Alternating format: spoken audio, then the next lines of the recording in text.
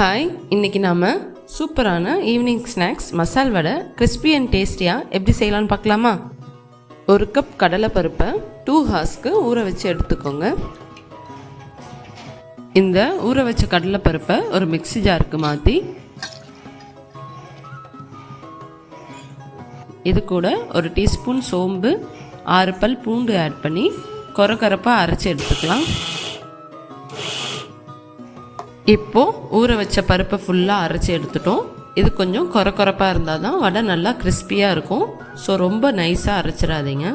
ஒரு கப் பருப்புக்கு 2 வெங்காயம், 2 பச்சை மிளகாவை நல்லா பொடிசாக கட் பண்ணி ஆட் பண்ணிவிட்டு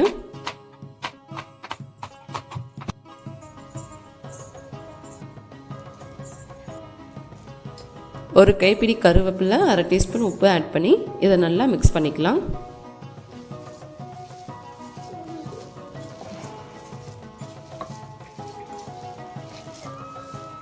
ஒரு கடாயில் எண்ணெய் ஊற்றி இந்த எண்ணெய் நல்லா சூடாகட்டும். இது சூடாகிற நேரத்தில் நம்ம வடையை தட்டி எடுத்துக்கலாம்.